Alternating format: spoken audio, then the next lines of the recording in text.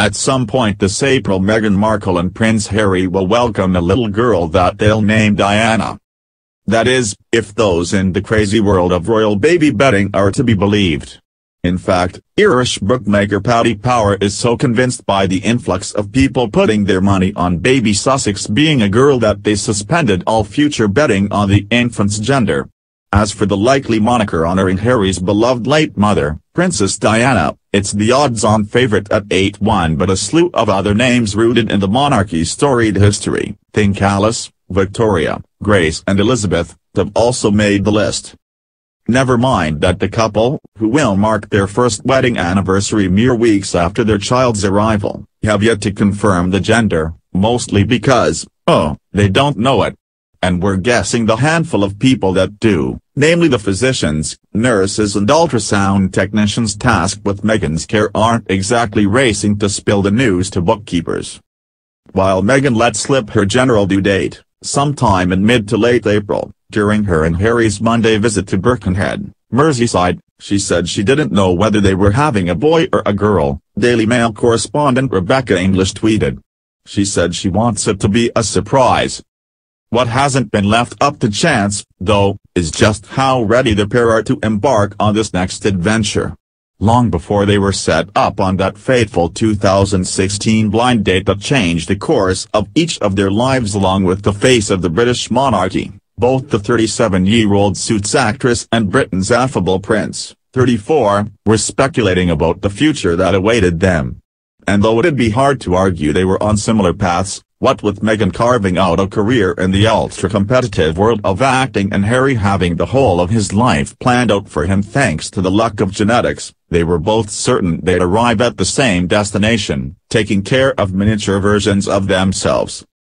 Of course, I would love to have kids right now, but there is a process that one has to go through, Harry told Britain's Sky News in 2015. Having been on his most earnest search yet for a suitably intriguing princess following his split from Cressida Bennett the previous year. It would be great to have someone else next to me, but the time will come. Whatever happens, happens.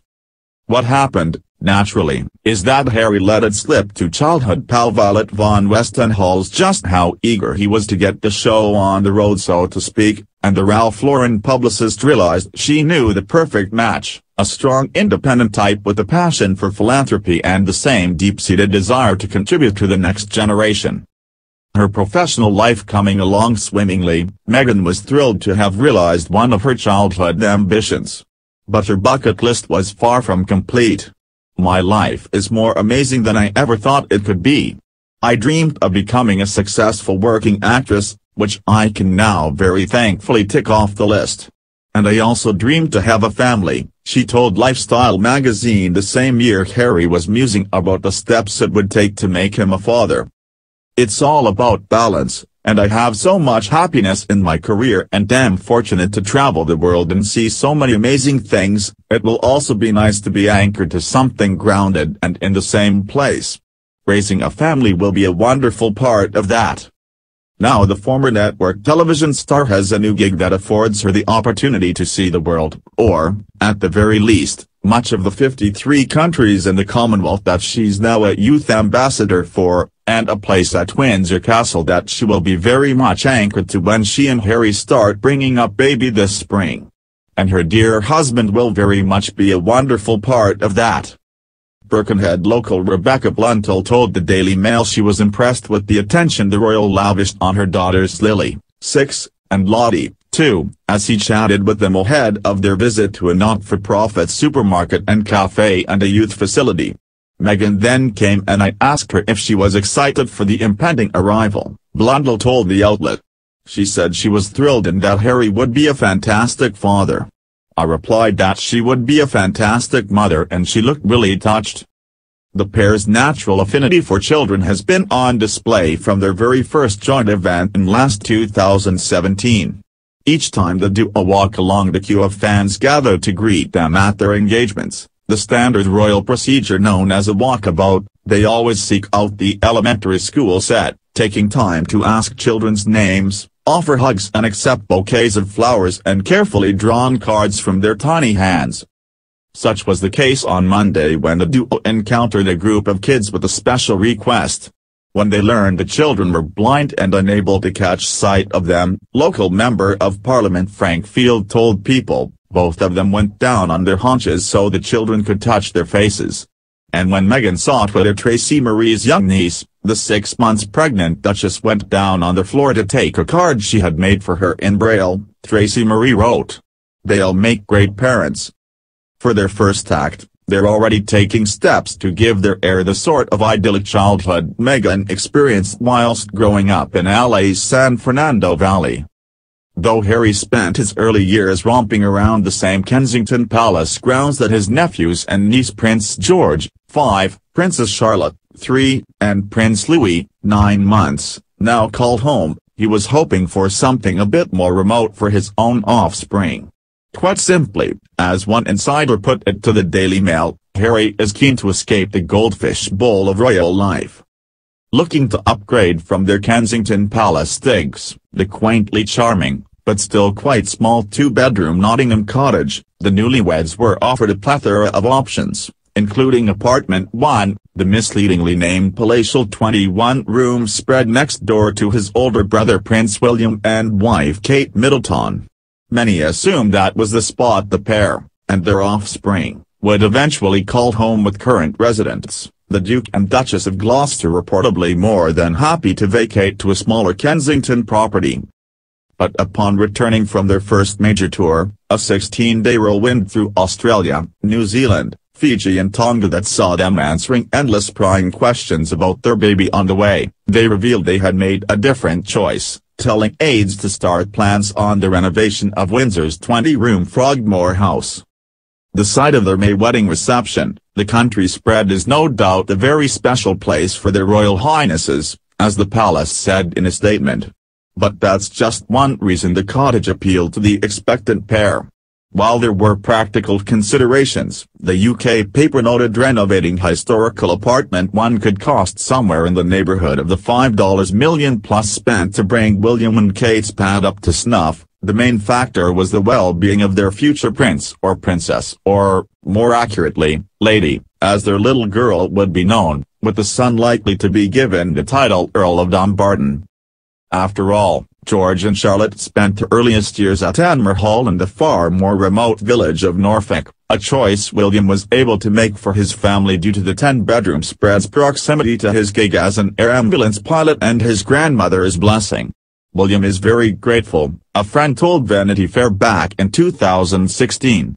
It's enabling him and Kate to raise their family in a way that's as close to ordinary as they can get. But fully committing to royal life last fall meant giving up some of that peaceful anonymity, William's role as king in the making, meaning it was more important for him to maintain a London residence. Even in their new, far more public digs, William and Kate have remained committed to giving their brood as normal a childhood as is possible for a trio of title holders. A green space adjacent to their palace home gives the tots a place to run around, but should they wish to have a little more legroom at nearby Kensington Gardens, they open themselves to prying, curious eyes and photographers' lenses. The Cambridges have their garden in the back, which is nice, a source told the Daily Mail, but there is no real other space for children to play in. By contrast, Frogmore House at Windsor is secluded, peaceful, tranquil and, most importantly, private, said the source. No one will see them coming or going. Plus it comes with one very enthusiastic review. Having grown up in Windsor alongside older sister Princess Beatrice, Princess Eugenie, who now shares a Kensington home with new husband Jack Brooksbank, regaled Harry and Meghan with tales of her happy memories. It was actually Princess Eugenie who convinced them to make the decision, a source revealed to Us Weekly, as she had such a wonderful, peaceful childhood on the grounds of Windsor. And that is precisely what Harry and Meghan are hoping for their future brood. Speaking to Ellen 2015, Meghan waxed on about being raised in a picturesque area of Los Angeles, describing her neighborhood as leafy and affordable. And though she will be bringing up her child some 5,000 miles and an ocean away, she's still hoping to replicate that quaint slice of suburbia. They want their children to grow up in as normal an environment as possible, shared the source. Albeit, one with the type of luxuries afforded a member of the monarchy. Even one is unlikely to take a throne as Meghan and Harry's eldest, who will be born seventh in line and moved down the hierarchy each time one of their cousins has a child. Up until recently, Frogmore House had been used as staff quarters, and the 5 separate apartments hadn't been kept in the best of condition. "It's pretty dilapidated now," royal biographer Ingrid Seward, author of My Husband and I, told People. As such, the couple have already put together plans to update the landscaping on the grounds that they had used for both their wedding reception and engagement photos and, according to the Times, they believe they'll have to spend somewhere between $2.5 million and $3.8 million to convert the Grade 2 listed property into a comfortable family home. Planning documents show their intention to put in a green energy unit that will provide heating and hot water, add extra fireplaces, staircases and a floating floor, not to mention the type of top-notch security features necessary to make the prince and his duchess feel their little one will remain safe. The cottage does need some updating and renovations, an insider told the paper. It's much bigger than Nottingham Cottage, which only had 2 bedrooms and was very tight. The new spread will also reportedly have room for a private gym to suit yoga aficionado Meghan, a mother-in-law suite for her California-based mom Doria Ragland to stay and, naturally, a nursery fit for a king or queen. Frogmore Cottage is in an extremely run-down condition and is needing a lot of TLC and heavy restoration to bring it up to standard ahead of the Duke and Duchess moving in date, the insider told the Times. Just one that might be seems to remain up in the air and, as such, has left Meghan's birthing plans somewhat in flux. While most royal moms that came before her posed for the requisite first photo atop the steps of the Lindo Wing at London's St Mary's Hospital, where pregnant women shell out upwards of $9,645 to deliver and then clink a glass of some of the finest champagne, Meghan and Harry are looking into other options, Vanity Fair reported in November. Should they be settled in Windsor by April, Frimley Park Hospital in Surrey, England is a strong possibility. Just 20 minutes from Frogmore and a world away from London's busy Paddington area, it will be much less chaos and more of a private even than if she gives birth in London, a source told Us Weekly. Though Meghan, who's reportedly been reading up on hypnobirthing, a mind-body technique employed by the likes of Jessica Alba and Tiffany Thiessen in the hopes of having a calmer, less painful natural birthing experience, could also opt for home birth. But so far, aside from telling one hypnobirthing instructor at Monday's engagement that what she does is a special thing, Meghan has yet to give any indication of how she intends to welcome baby Sussex into this world. Nor has she answered the question that seems to be the one most frequently bandied about, just what do they intend to call their little one?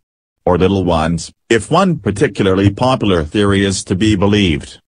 Everyone has a suggestion, with Meghan admitting to a group of Australian schoolchildren just days after their big announcement that they already had a long list of suggestions to look them over.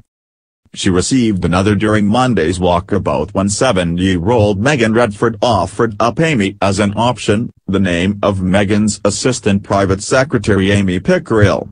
"I asked her whether she would call her baby Amy if she has a girl," Redford told the Daily Mail, "and she said, 'That's a really pretty name. I like it. We'll have to think about it.'" And then there are those convinced that the royal pair have been dropping hints about the moniker all along, leaving a trail of clues for those industrious enough to put it all together. For Blundell it was a seemingly spur-of-the-moment move Harry made after chatting with her daughters. As he was walking off, he turned back and asked Lily if she spelled her name with an I or a Y. "I straight away thought that must be a name choice." Even Prince Charles has gotten into the action as overeager grandparents are wont to do. During November remarks at Australia House in London, the future monarch joked, "Just between us, I suspect that Kylie and Shane may possibly make the short list. But ladies and gentlemen, I would not hold your breath for Edna or Lay." But he, like everyone else, will just have to wait it out. William and Kate took 4 days to share Little Louis moniker, the reveal coming long after the royal salutes were fired from the Tower of London, The official birth announcement was placed on the gold easel outside Buckingham Palace, and the self-proclaimed royalist town crier did his thing, complete with scroll and bell. And no doubt Harry and Meghan intend to do the same. Until then, they have plenty else to sort out. Meghan has been giving her mom the hard sell on relocating from her LA area home to England with mixed results. Doria plans to be around a lot when the baby arrives, and there are plans for her to have a dedicated space at their new home, a source told Vanity Fair. She wants to be on hand to help Meghan and Harry with the baby.